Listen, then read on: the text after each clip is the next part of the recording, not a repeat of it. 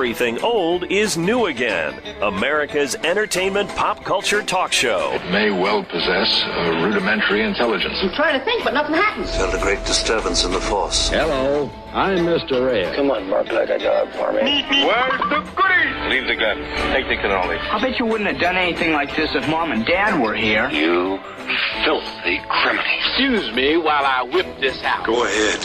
Make my day. Here are your hosts, Douglas Viviani and David Cohen. I Popeye the Sailor Man. I Popeye the Sailor Man. I strong to the finish, 'cause I eat my spinach. I Popeye the Sailor Man. Welcome to Everything Old is New again. Boy, oh boy, oh boy. We are here with our very own superhero, David Cohen. Superhero? How about that? Uh-oh. Interesting. We're going to dive into something today that I think could be fun. We're not just going to talk about comic books and the modern comic and all that. Let's go back to where all this started. What's up?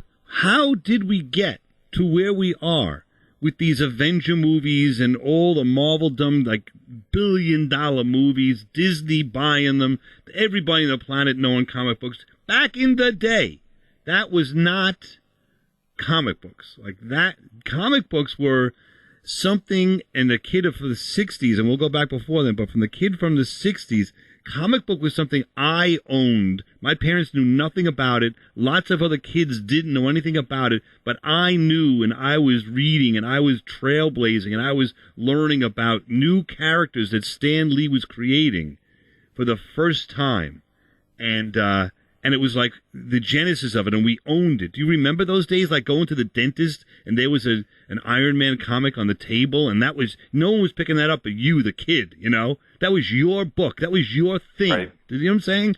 Like that wasn't, sure. It wasn't for the whole world, and that's okay for the whole world to finally catch up. But man, back, what was it like? There was nothing but comics. And all of these movies came, of course, from comics. Before we get to comics, basically, who was the first superhero? Where did all this come from? It didn't come from Marvel. Marvel was not first. DC was way before Marvel, and they weren't first. As far as I can tell, the first, quote, superhero we'll talk about, or heroes we'll talk about from the 30s, 1930s, and we'll advance from there. But in this section, David Cohen, do you remember watching Popeye the Sailor Man before you went to kindergarten or something like that? Sure. And he ate that spinach. When he ate that spinach, boy, he got strong right away. He did. By the way, how did he eat the spinach through that pipe? It's like he sucks up the spinach through the pipe sometimes. Yeah, he never took his pipe out of his mouth. And he also had that trick where he'd squeeze the spinach can, this spinach can. The spinach would come up through the air, pop out of the can right into his mouth. Exactly. So he never actually touched it. Exactly. It was the strangest thing. If you're strong enough to squeeze a can and open it, maybe you don't need the spinach. I don't know. Yeah. Or maybe the spinach is giving you the strength to pop open the can. It's the chicken and the egg thing. It's true. But I loved Popeye. And that, to me, was one of the first superheroes. He got super strength from the spinach. If we go back in time a little before then to our parents' time and grandparents' time, there was such a thing called, and we kind of know it now, but we didn't really experience it, Flash Gordon. Do you remember? You know this name, of course. I know the name, yeah. All right, so back in the 1930s, there was this guy. Tarzan. It was Tarzan, too. There was definitely Tarzan as a superhero. Did they have powers and stuff? We did a show on Tarzan, and he did have some powers. Flash Gordon didn't have any powers, really. He was more like an Iron Man type. He had the machinations. He had the, the spaceship. He had the gadgets, right? He had that, and he had the looks, and he had the strength. He was a strong. I think he was supposed to be a football player or something like that. He was the man. Let's just hear about this for a second. Who are you? Yes. We're from another planet, the Earth. Why did you come to Mars? To stop the destruction of our own planet by Queen Azura and her ally, Emperor Ming. Destroy the Earth? But how could they do that? By means of a powerful beam of light with which they're drawing the Earth's atmosphere across the universe to Mars. If that beam is not destroyed, our planet will become a dead world. As you know, Queen Azura and Ming will stop at nothing to prevent our destroying that beam. There we go. So there's a beam coming from Mars that's... I like how they just summed up the problem very concisely, perfectly worded sentences. And the questions are like, being interviewed by the principal. And who are you? Yeah, and that very effective way of speaking they had back then. Because he's supposed to be an alien. And who are they? Because he's supposed to be an alien, so of course you have to do something, right? But Flash Gordon didn't sound too human either, but yeah. Now listen, that was a movie serial they called it, where you went to the movies. There's no TV. You went to the movies like weekly, and every week as a kid on a Saturday afternoon, let's say, you'd watch a 25 minute Flash Gordon, and there was a whole show, if you will, of Flash Gordon in like 13 episodes. Maybe some of them had 26 episodes. Before television, but like half-hour episodes. And man, for the day, that guy was a superhero. That was amazing stuff. You could still go to YouTube. Why, you don't remember that, though. You weren't. That was before your time. I'll tell you how I can. My father told me all about it. He loved it. His brother loved it. They went all the time. And I see. when these things came out on DVD, this is how far back we go now. They re-released it on DVD. I bought them and we sat down as a family. Well, not my mother, but my brother and myself and my father watched all the Flash Gordons. I'm telling you, it's not that bad. They've I can't wait to watch something that's not that bad. No, it's very cool. It's very good. It's good stuff, man. If you like, I'm going to tell you this. I'm going to get angry now.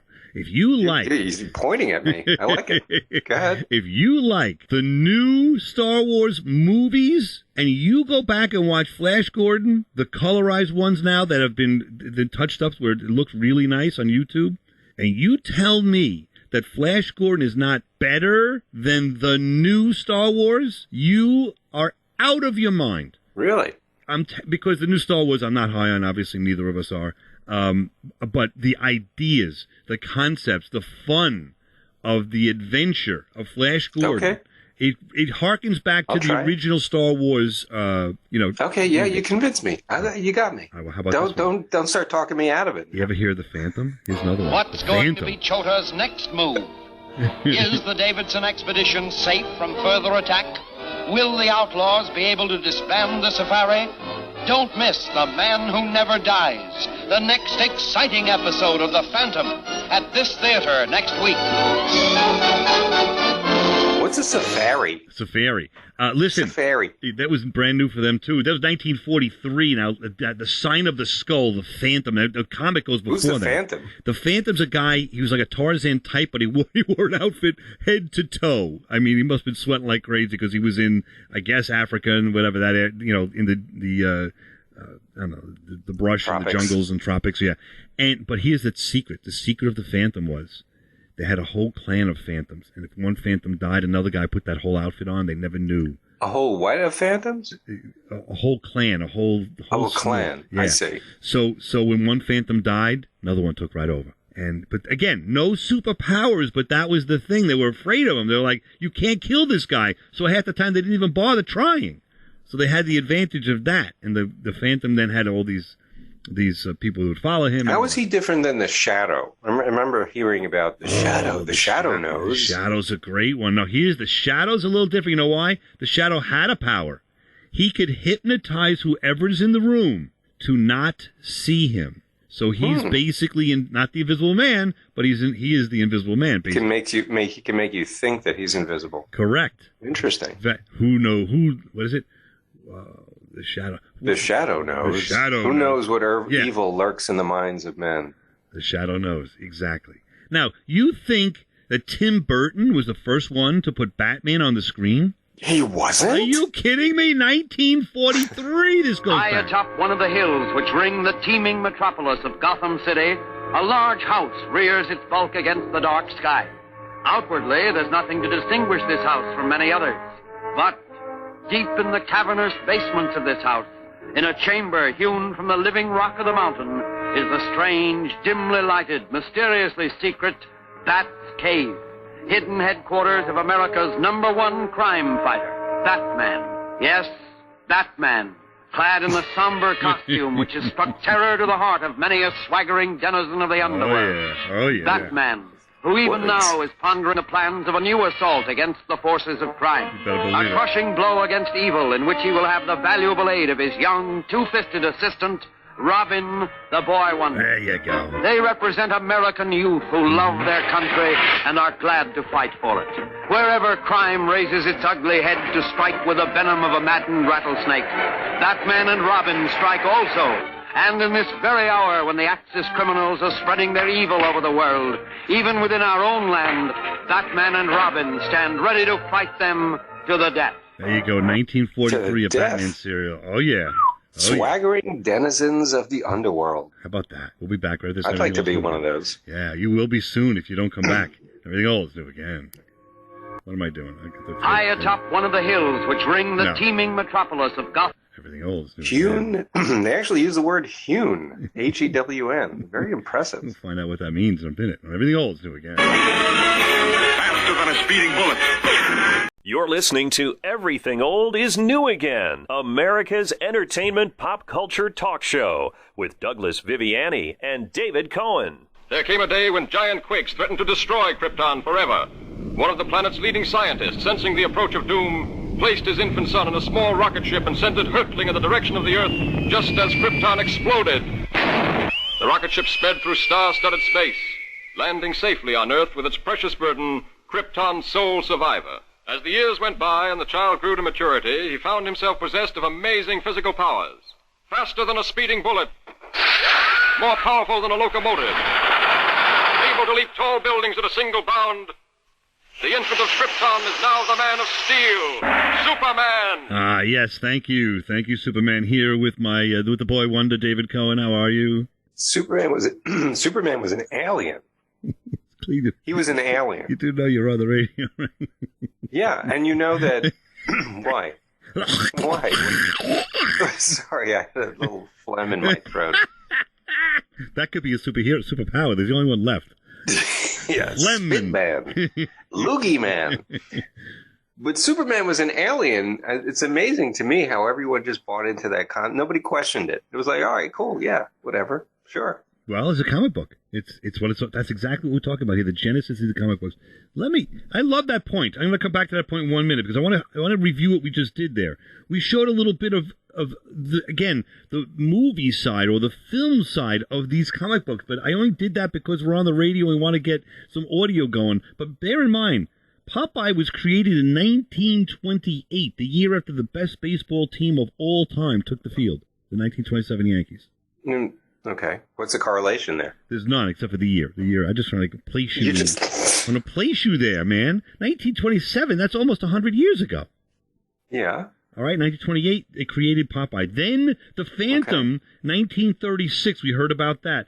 Phantom really was one of the first. Doug, also, no one knows who Popeye is anymore. That's why you're saying it was almost 100 years ago, but no one has heard of Popeye. It's like he has been removed from popular culture today. So many things are 100 years old. And he should come back. Just have they really lasted 100 years? Well, that's the question. Robin Williams was Popeye a little ways back.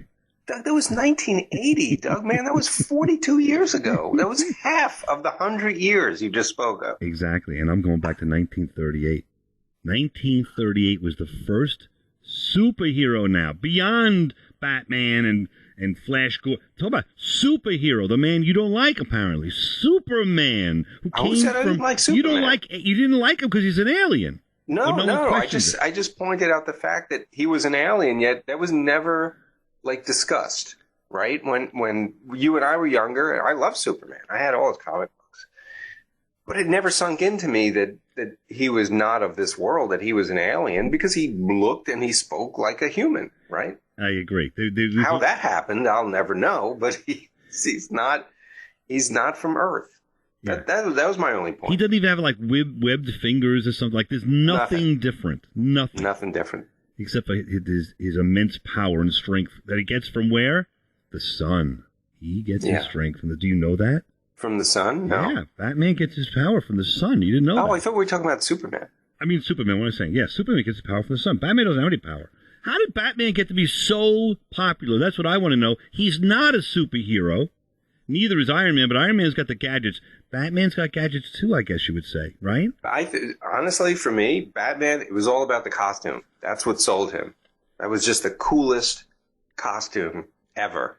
And that the bat thing with the big cape and, striking fear in the hearts of criminals, that's what sold him. And the fact that he was just a normal person was intriguing. Yeah, it was amazing that guy could do all that stuff. And he was just a regular Joe, right? But he was a millionaire, but yet a regular Joe, right? Yeah, that's it. All right, so 1939, did you realize 1939 is the first time that we saw, like, Marvel Comics? And sure. And you got, like, the Human Torch and whatever. You got all these characters back in the day. How did we get from... I mean, do you know Captain America's history? How did we get... Captain America was really a comic in the 40s. And then Marvel brought him back to life in the 60s.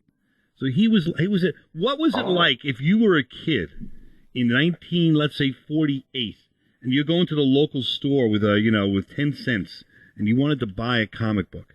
You had you had a couple things. You had Batman, you had Phantom, you had Flash Gordon comics. Which ones of these? Superman. Which one are you buying? I guess you're going to say you're going to buy Superman, right? Batman. Just based on my own history, yeah, probably Batman and Superman, like I actually did as a kid. Yeah, and Justice League, all that stuff. As kids, we owned it, man. That was our thing. Now, if you were a kid in the '60s and finally saw, which we saw the tail end, that Superman TV show come on, the screen, were you excited or not? No, as a kid, I was excited. Sure. Yeah. Did you want to keep that comic book experience to yourself? Like, did you share it with your brothers? Did you read the comics with your brothers and split them around and stuff, the room, or what happened there? I don't remember. I don't think so. I don't think I did. You didn't? So it was like your own... Did you talk to him about it? It was my own thing. Really? Okay. Because I remember when my next youngest brother, he was like into his own comic book stuff. He was into like Captain Marvel, like Shazam, all that stuff. So... that's probably why I didn't share with him, because we just didn't like the same comic books. Okay, all right, interesting. Did you? What about? I'm talking about. What about baseball teams, for example? Were you guys on the same page there? No, I was a Yankee fan, and he was a Met fan. He was a Met fan. See, that's interesting about growing up in the same house, and just you've got to find something different from your brother, right? I was the same way. I guess that's what he thought, yeah. My brother was more a DC guy. He liked Spider-Man. I mean, I liked... But it was flipped, because you're the younger brother, right? I was the older. Right. So my brothers didn't really, were not necessarily into what I was into. Well, same thing with us. My brother started out with DC, I should say. And he was into that, and I saw him reading that stuff, and I was like, whatever. And then I found Marvel, and that was my thing. And eventually we shared back and forth, well, you like Superman. Well, listen, look at here. Spider-Man is better and whatever. But I'm trying to get the idea that at some point, and it was probably 1980 when Tim Burton came out with Batman. Before then, all the incarnations, even I think the Hulk was on in the 70s with Bill Bixby, all the incarnations of the comic books up till then on television and the movies kind of didn't work, right? Didn't really replace your need for the comic book. We had to read that. Did you subscribe every week every month to the comic book? No, I would go down and buy them occasionally. I wasn't like, down there every week or every month. But once in a while, you'd miss a week or you'd miss a time, and then you'd miss an episode and you were in trouble, because some of them carried over and you were really bummed out. So I eventually went to the comic book subscribing kind of thing, where I get them delivered. Which was you're a real geek. That's when when I came. I really was into it. But again, I'm trying to say that I was into it. That I knew these stories. All the stories we're seeing now, you and I probably read the 60s and 70s. There's nothing new about the Infinity Gauntlet is not new. Thanos is not new. All that stuff that we're seeing. But I'm trying to get to now. Let's look at today's kid. Today's kid with the comic books. Or at least the comic book characters. They're now kind of, and I'm not saying this in a bad way, but it is what's happening, spoon-fed, right? The stories and the characters with the movies. And there's a lot of movies, so it's like, it's almost once a month at this point. So where do comic books fit in? Like, I guess I'm going to back up a little bit. I went to a comic book convention in San Diego in the 80s, and I met one of the writers for Daredevil, and I actually told him, listen, one of the reasons why I became an attorney or was able to read well was because I read, believe it or not, I read Marvel comics and all comics when I was a kid at like 10 years old. And there were words narrated low, and I looked up the words, and I was, like you were into it. What did the thing just say? What? Hey, clobbering time? What does that mean? Whatever, And that's real high vocabulary there. It's like you got to start somewhere. But it got me going, and I was reading, and I was doing well. Do kids read comics now, or did these movies usurp that whole ownership of these characters? Do you have any idea? We'd have to talk to a kid, I guess. I don't know. Well, it's true. We do have to talk to a kid. Yeah. When I go to comic book stores now, and I bring Leo and Angelica. You do? Yes, I try to get them into Do you see a lot of kids in the comic book stores? I see more adults than kids. I see Really? Many more adults than kids. I have a feeling it's kind of morphed into, when I was taking my son to comic book stores at the time, they had morphed into more graphic novel centered things. So you would see younger people there, but they weren't necessarily flipping through Iron Man or Superman comic book. They were looking at graphic novel stuff that's not necessarily superhero related. That's true, for sure. And you just reminded something else. They're pretty smart, too. Like, if there's a story arc for a year, let's say, they're not buying 12 comics. They'll wait until they put that whole thing in a book.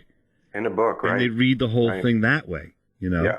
So, I don't know, good and bad. I think that they've lost its ambiance, man, because, and it's good, too, because the movies are great for kids and whatever, but the reading is gone. Like, you can dive into the comics and you still can read and enjoy, and we'll talk about some of the best stories of all time and all that in comics coming up next section. But I just think that I don't know. I kind of just, even in my own mind, I miss the ownership of, me and 20% of the kids in my school read Fantastic Four, And we had the secret. We knew Galactics and we knew the Infinity Gauntlet. We knew those. And we knew to stay away from you. Exactly. So. But it was fun, man, to have something kind of wholesome but kind of cool, like your own thing, and other characters, like other guys, they have no idea what you're talking about. Right, that's right. Don't have it anymore. All right. We'll be back. Let's talk about some of the best comics. You still have it, because I still don't know what you're talking about. So. You still have ownership. Here we go. We'll be back. This is everything else do again.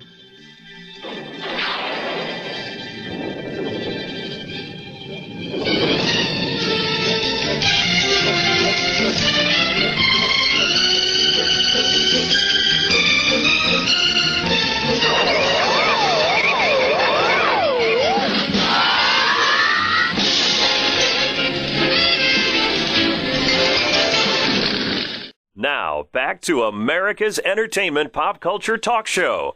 Everything old is new again, with Douglas Viviani and David Cohen. We're going to see so much good stuff driving. When you look back on this trip, I want you to remember you and me spending time together, not you waiting for your boyfriend to call. I didn't know your headaches were this bad. You never tell me anything. Clear, go now. Did you close your eyes? I was just gonna No! Always keep your eyes open. Like 1 second, okay? I bet on you. I want you for my whole life. You have a fire inside you, Wally. Life is gonna pull some moves to try and put it out. Trust yourself. Hell yeah! Welcome back to... You're not going to say anything more than that. Everything old is new again with the fondue guy and barbecue guy. What's going on there, Bradford? You're saying no. You got too many. You don't want to go over that 50-word limit, eh? Mm-hmm. You think you're going to have some trouble. You think somebody's going to get on you for doing that because you're going to get paid more money? Mm-hmm. So you're not going to say another word?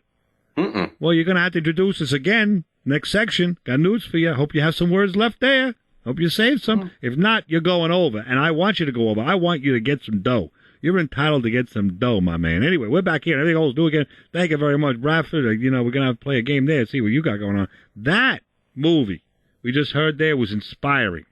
It's called Don't Make Me Go. It's a young child, the girl there, taking a road trip with the father. The father's having a tough time for himself. He's sickly, and the girl wants the father at the end to be there forever. How's that? Does that resonate with you at all there, Fondue? Not really. No, you don't see your son that often. He's in England. He doesn't come over and visit. What goes on? No, I don't see him at all, actually. So, how about a conversation over the internet there with the Zoom? We all know the Zoom from that COVID business. Everybody learns the Zoom. Into the Zoom? You going to do some Zoom with this kid? You know what I'm saying? Zoom? No, and my texts to him go unanswered, usually. So going to see this movie, it may not be a great idea to go see this movie called Don't Make Me Go. I assume that's not what we're going to do for you. That is correct. All right. How about we cook a little something for you? I got a nice little something here. I'm going to cook What is up. that? These are ribs.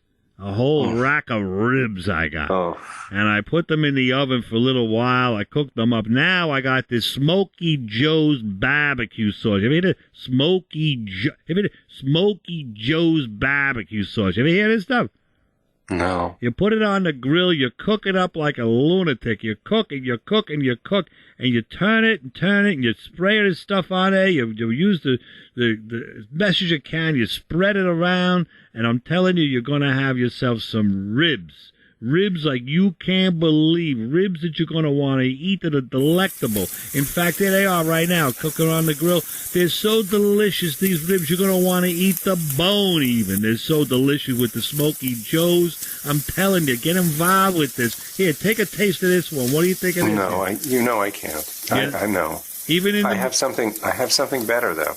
What do you have? I don't know what you got better. I have something that I think that you're going to like. Okay. It's my recipe for black bean burgers. Well, you mean like a hamburger? You put some black beans on top of them, something like that? With some, no, maybe some instead guacamole? of that. What? So this is a meatless dish. Oh boy! It is made with crushed black beans, which serves as the meat, quote unquote, in the burger itself. How does it stay together? Well, you take the half can. Well, since you're asking, I'm happy love to to tell know. you. You need a food processor. Uh-huh. So you rinse and you drain the black beans. Travel back to put them in the food. 1997 and buy yourself a food processor. Then we got going here. Okay. Anybody has food Or you processor? can alternatively, you can crush the beans with a fork or a potato my mash. foot. I could put them under my foot too, and crush them that way. Then, what you want to do is dice some red onions and sun-dried tomatoes, and also oats, eggs, salt, cumin, paprika, olive oil, and breadcrumbs, and you combine all of that together to make the patty. Uh-huh. You're not cooking this medium rare, that's for sure. And then what you want to do is then form the patty. Yeah, I get it. You put it on the grill, you cook it. What's so hard about it at this point? The eggs is what's the adhering nature. The adhering agent is the egg. That's going to keep it together, in case you didn't know, Fandu. No, I understood. Okay, so yeah, I'm going on beyond that. How about, I know you need another present. You're not having a good time so far. How about this one? Can you open this up for me, please? Sure. You really didn't have to get me all these presents. I gotta do something. You're not having a good time here. Whatever. Oh wow! What is this? What do you think of that? That's a nice item. They call it the Guzzle Buddy. You like that Guzzle Buddy? It's a wine glass that appears to be sitting in the bottle of the top of the wine bottle. Correct. So you don't have to pour it into a glass. You just tilt the bottle and you sip the glass. Exactly. I don't know that sipping is what's in the procedure there. You tip the bottle, and basically you're drinking the entire bottle yourself. So you're shotgunning a bottle of wine. Absolutely. This is something, you got to try this. This is something else. It's basically, it's a wine glass on top of a bottle of wine. Well, how do you taste the flavors of the wine if you're just guzzling it? I see you don't. You don't. Okay. Flavor? What do you mean flavor? Who's got flavor? Wine's got flavor? What? It's red. It's like a red juice. You drink it. It's no flavor. All right, listen to me. I think I should fill this up for you. You want to put this on this bottle right here? I think this is more of a gift for yourself than for me, honestly. All right. But thank you. I'll give you something else here. Open this next one. This one I think is what you're going to love. Wow. It's so many gifts.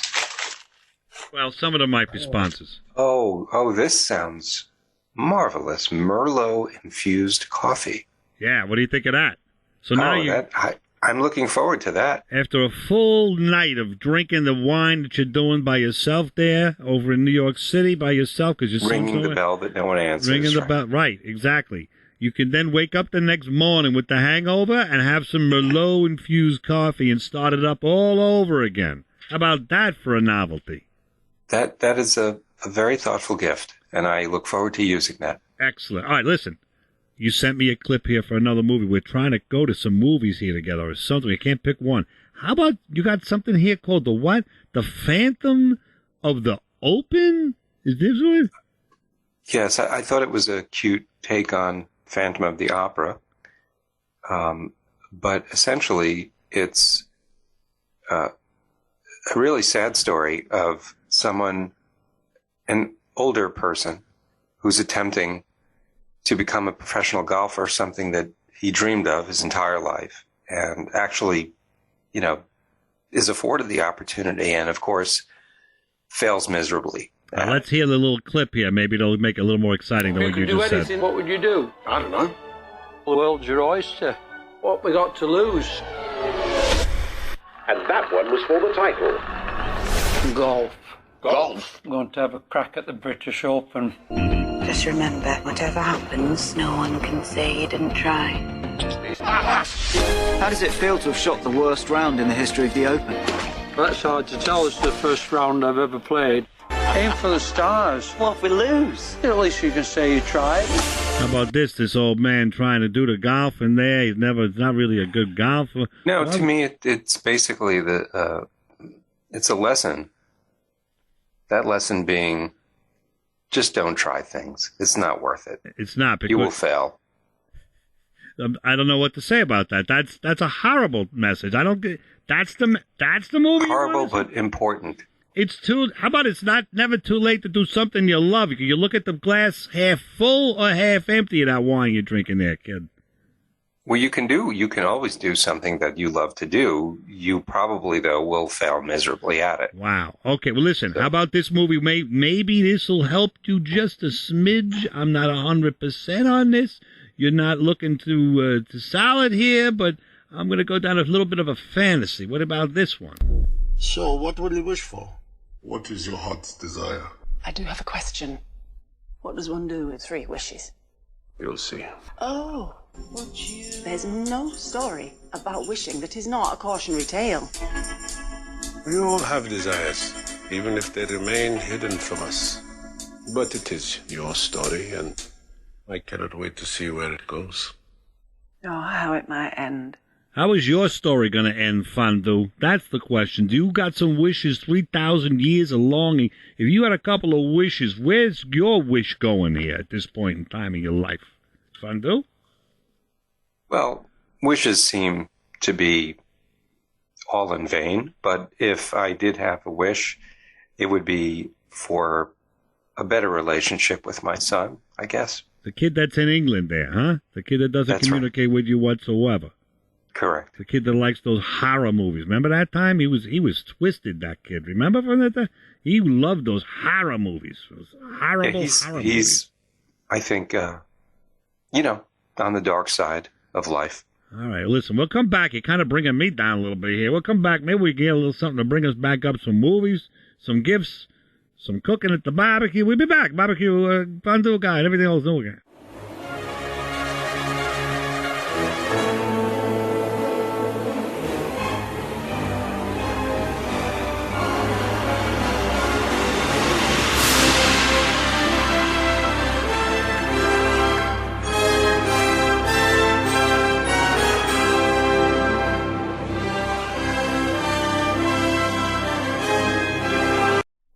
Great interview. Hi, this is Burt Ward, Robin from TV's Batman. You're listening to Douglas Viviani and David Cohen's fabulous radio show, Everything's Old is New Again. To the Batmobile, citizen. How about that? Could there be a better introduction for Everything Old is New Again than Burt Ward, Robin himself, from the 1966 Batman TV show, talking about comic books, David Cohen? Who'd have thought, right, when we were kids, watching Batman on TV, right? Loving it. Love that show. That someday we'd actually be on the phone with Robin. That was cool. I mean, wasn't that? It was unreal. That was unreal. We really got to. I got to go back to the drawing board. See, here's the thing. Do you want to interview him again? Like we've had some. No. Like Bernie Coppell was on for 3 shows. He was great. Whatever. Do you want to revisit and sort of maybe not do a great job? Does that like we had a great interview with Burt Ward? Yeah. Do we want to go back and risk because I'm not perfect. That's for sure. I could certainly ask the wrong question or run out of questions or do something stupid. You know, like I don't know. No, because the only reason I would say no is because he, for whatever reason, I'm not saying it's right or wrong, but didn't really want to seem or didn't seem to want to talk about, life during the filming of Batman and what his life was really like, the sort of, peripheral goings on that might have been happening with him as an actor and a celebrity. And to me, I'd love to know about that. But he obviously didn't want to talk about that. So, and he has a good cause right now, right? He has that shelter for older, larger dogs, which is like a one-of-a-kind thing in the country. So it's great what he's doing, and I'd be happy to have him on to talk about that. Right. But, Unless he comes out with another book that does that dives into those secrets and all that, then we could.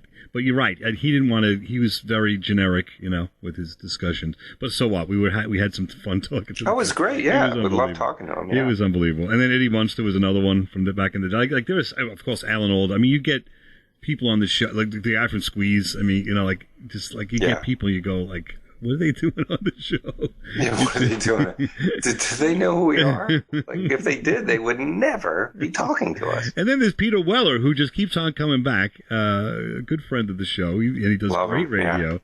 Yeah. So maybe he sees a diamond in the rough. Let's go that way with it. I don't know. Anyway. Well, yeah. I mean, you think about it, right? He's a highly intelligent, very well-spoken guy and very entertaining, so he must see something in us. And he sees he knows so. Remember this last time we saw he was just talking something. We were talking just in brief about what do you do in between projects and can you get down and whatever. And all of a sudden he just slips in. Yeah, and I was just walking the other day in I don't know where he was, Beverly Hills, and I saw Al Pacino out with his daughter. So I said hello to him and literally it's a typical day in the neighborhood, right? Just like you and I. Exactly. Yeah, I'm right into Robert De Niro in the grocery store. He's doing well. Says hi. Exactly. And none of his BS. I mean, the guy is old. You could check him, fact check him galore. He's straight out. He's honest, straight out. Like he's absolutely. Yeah, it's like when he says it, he did me. Knows these guys. So the next point is, how do we get him to spread the word to the adult community, to the acting community, to get Pacino to listen to us and then want to call us and come on board. That's the next thing. Well, if we continue to do shows like this, talking about all things comic books, I'm sure all of them will flock right to everything old. I think if we ask him if he wants to come back with a friend of his, maybe that's the way to do it. That's actually a pretty good idea. Like if there's a topic he enjoys and he has another celebrity friend who is also into that topic, maybe they can come on together. He was in a jazz band with Jeff Goldblum. Right? Yes. So that's the sort of thing. I don't know if he does that anymore, but him and Jeff Goldblum would come on and talk about jazz. Yeah, that would be good. That would really be good. If you want that to happen, something you can do if you're listening to this anywhere, any podcast, any radio station, anywhere, give a call to your local talk radio station. Say, listen, what's up, man? You don't have everything old is new again on the docket here. Let's go. The broadcast schedule needs everything old is new again. And the more shows and stations we get, the more power. And that's right. To attract these individuals. Anyway, let's go back to talking about comics. What are some of the best comic book stories that you remember? I could put you on the spot, and if not, you don't know, that's fine. I have some here. I'll get the ball rolling. But do you have some that come to mind that you've read and you can't get out of your head, or you just remember like, wow, what a great story? Yeah, but not so much about the superheroes necessarily, but more like graphic novels. To me, that's made more of an impact on me than Superman, although I loved reading about the Justice League, I used to love when those comic books came out and the interchanges between the comic book characters. You know, there was always the witty guy, so I used to love that. But you know, there are some graphic novels that have come out that themselves are just, it's an art form, right? And so I have some of those favorites. You know, such as, I mean, like The Watchers, you mean, or Dark Knight? The Watchmen was just fabulous. Yeah. I mean, even The Walking Dead, right, was a series of graphic novels before it became a TV show. And I remember when that show started, I went back and started reading the graphic novels, which I thought were, you know, cooler than the show itself. So, yeah, I would say that. Mouse, you know, that one that came out about these mice, but it was a depiction of World War II and the Holocaust told through this family of mice. And it was very, you know, influential in its time, very well drawn and well written, just great stuff. Wow, I'll have to check that out because I've heard about that and I've not had an opportunity to dive into it. So Bone is another one. Okay. I don't know if the kids have read Bone, but it's a series of graphic novels. Just phenomenal stuff. Wow. So cool. So now, do you think that these graphic novels are the new comic book? Because, you know, we've got this. I mean, I don't know what kids are reading these days, but if I were to go back in time now and it was me as a kid, I'd probably be more into, because I could see the superheroes on TV or in the movies, like you mentioned. I don't need to necessarily read the comic book, so I would probably be into non-superhero type of comic books. Right. Interesting. Yeah. Okay. Well, let's take a look back just for a moment at some of the most memorable comic book stories. Do you remember when Bane broke Batman's back over his knee? Do you remember that story? I don't know if I have that comic book, but I do remember the story. That was shocking because, you know, Batman's gone through incarnations and ups and downs and troubles and so forth. However, never to the point of where he had to give up because he broke his back and he's never going to come back. And then they had somebody come in his place, and they, you know, just some great stories there. Great stories with Robin. They had one of the Robins passed away. I forget which one it was. That was a couple of great stories. They had Superman, the death of Superman. Do you remember that? That was like very pervasive in popular culture. Even if everyone knew that it happened, whether you were into comic books or not. Everyone knew who Superman was, right? No matter what age you were, and everyone knew that. Hey, Superman died. It was crazy. And it was very cool because they replaced it with 4 characters, Man of Steel, Superboy, and 2 others, Something of Tomorrow, and just different characters that tried to pick up the mantle for the dead Superman. And those were very cool for about a year and a half before they brought him back. That's the great thing about comic books, right? Exactly. You know, superheroes never really die. No. They always get reincarnated somehow. The one I remember as a kid, 2 of them come to mind, is Galactus against Fantastic Four. When he was going to come, is this big being, he devours planets for food, basically, and came to Earth in the 60s, and it looked like everything was going to end. This thing was not going to be stopped by anybody. And then, of course, you've got Reed Richards goes into that laboratory, and he creates the ultimate nullifier. You remember this? You don't remember this? And I don't. And he turned away Galactus. Made a deal. Long story short, it was a really, really memorable. If you ever want to go back to one, it's called This Way of Doomsday. That was a great one. And then another one. You ever hear of? I'll finish with this. There's so many. Jim Starlin wrote one called Captain Marvel, or The Death of Captain Marvel, and it's actually a story of Captain Marvel, the original Captain Marvel, from the 40s and 50s and 60s, getting cancer. Did you ever read this one?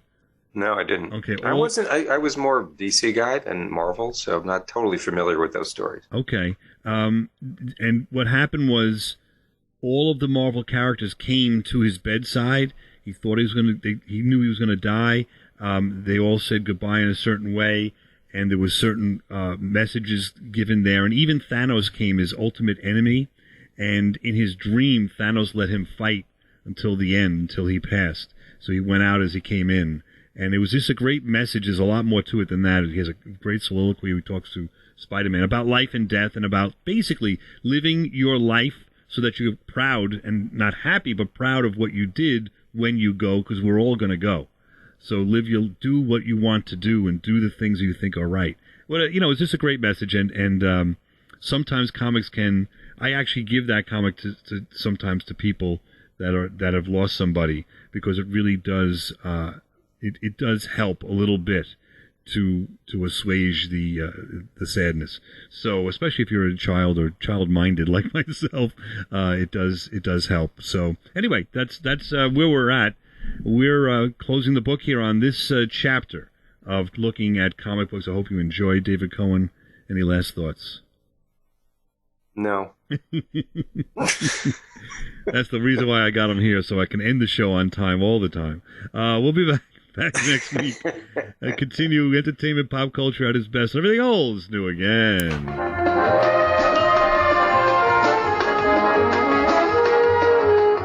You've been listening to Everything Old is New Again, America's pop culture entertainment talk show. Find us on the web at everythingoldisnewagain.biz. That's .biz.